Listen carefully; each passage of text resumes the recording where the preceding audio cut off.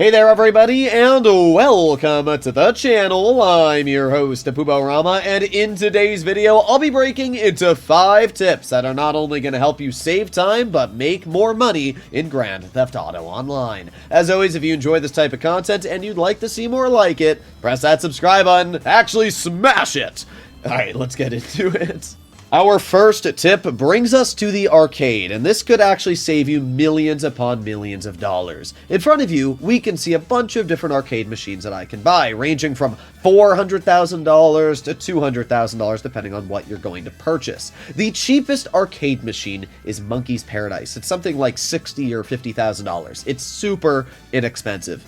Purchase this arcade machine, then back off the computer, and you will see that when I'm just sitting in my seat, I can press X, or if you're on keyboard, you can press the space bar to manage all of your arcade machine. Managing your arcade machines, you will see that there are 35 slots that are scattered around your arcade that you can fill with arcade machines. So we can scroll to the slots that have nothing, and I can press Monkey's Paradise, and then I can scroll to the next slot that has nothing and press Monkey's Paradise, and the next slot. And you can start to understand why Monkey's Paradise is a little stupid, because you can fill every single arcade slot throughout every single area with Monkey's Paradise. This counts as maxing out your arcade's popularity, which means that you only need to buy one singular arcade machine and you can grab some free money. Look at this. I have, how much money? $75,000 sitting in my arcade safe for literally doing nothing but purchasing a $50,000 arcade machine. Now, to be fair, you're not going to make a lot of money with the arcade. It's only $5,000 every 48 minutes, but it's only going to cost you about 50 grand to do this, so it is definitely worth the money. This next money-making tip arrives us at the vehicle warehouse. We can see 3 different ranges of vehicles in front of me. We have standard, mid, and top range cars. If we filter by range, we can see that there are a total of 10 standard range vehicles and 10 mid-range vehicles, where I only have 3 top range, but I think there's 12 top range. If you are to source the total of 10 mid-range and 10 standard range vehicles, you will only source top range cars. And this is factual. You have to source every single standard and every single mid-range. Now, this is a very easy thing to do, because all you have to do is keep sourcing and sourcing cars from your office building until you've completely filled up the maximum of 32 vehicles. Once you've done that, only sell your top range cars, and the game will only give you top range cars after that. Let's say you want to sell a vehicle, so let's export our ETR1. It's going to cost me $20,000 to repair the vehicle and do all the changes, so you don't want to mess with all these things really quickly. It doesn't really matter. There you go. Do the wheel type and done. So we have fully customized our ETR1. Now we are doing the sale mission. I should mention in a invite-only lobby. See, a lot of people like doing sale missions in invite-only lobbies because of the fact that you don't have to deal with griefers, you don't have to deal with people trying to blow you up. However, when it comes to vehicle cargo, this is actually our 3rd tip in today's video, and that is always sell vehicle cargo in online lobbies, specifically public lobbies. You see how there's cars behind me that are shooting at me? These cars will constantly follow me as long as I'm doing the sale mission, and even if I evade these cars, it will spawn more cars on me later. So we can see this is an absolute waste of my time and money. My vehicle has already lost $5,000 worth of its value. It's just really annoying. Even if you don't die to the guys, obviously I was driving slow just to make a point, but even if you don't die to the guys, they're going to damage your car. Sometimes they're going to pop the tires. It's incredibly annoying. When you do sale missions, you need to do it in a public lobby. As we can see, there are currently 29 other players around me, and that doesn't worry me even in the slightest. We are once again going to sort by top range, and unfortunately, because I had to leave that lobby, my ETR1 is gone, but that's alright. We're gonna sell my Fister 811 that I just grabbed, export, and go to specialist dealer. So once again, exactly the same things, do the plate, respray it. I always just do chrome because it's the fastest one, and we'll do some chrome rims because why not? there you go. So our Fist Raid 11 has been fully upgraded. And what you're going to notice is that when I'm in a public lobby, no NPCs spawn on me. There will be nothing shooting at my car.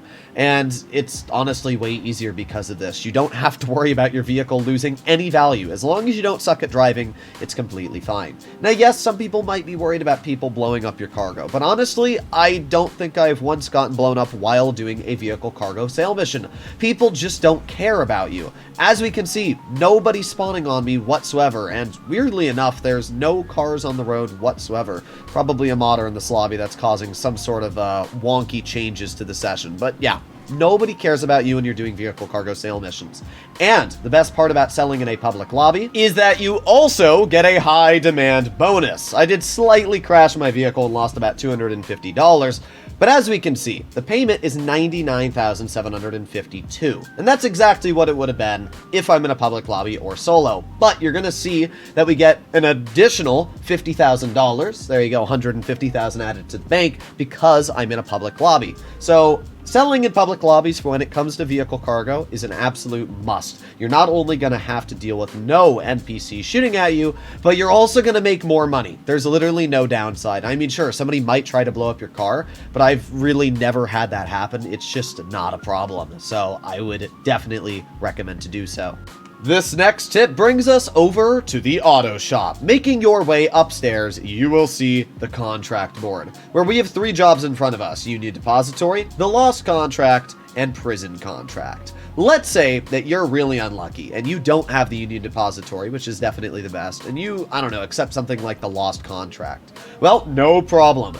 If you very simply make your way outside of the auto shop, go to your phone and call Sesenta, you have the option of canceling a job. And you're going to see that in just a moment. There you go. So we can cancel our contract job. So yes, now if we make our way back inside of the auto shop and all the way up to the top floor, it's going to have us 3 different jobs available.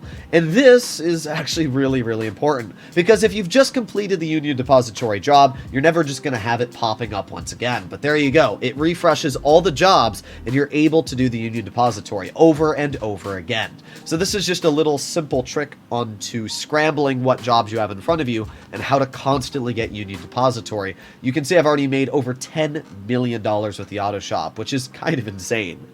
Our final tip brings us to the Chop Shop. This is the newest business in Grand Theft Auto Online, and it's one of the most misunderstood on what is the best way to make money. In front of me, we have a vehicle I just stole, the Fathom FR36, and I have 2 options. I can either sell it or salvage for parts. Most people I know sell their vehicles because they don't realize that actually salvaging is a much better way to get money. So we're going to salvage this vehicle. We get $280,000. However, we're not going to get that money right now. I'm going to have to wait 48 minutes to get that money. So you might be asking, well, how is it better to salvage this vehicle if I sell it, I get the money instantly after I just bring it to the location, versus salvaging, I literally have to wait 48 minutes to get the payment? Well, because this business also has passive income. Over on the wall safe, we have money that I can grab, $28,500 currently.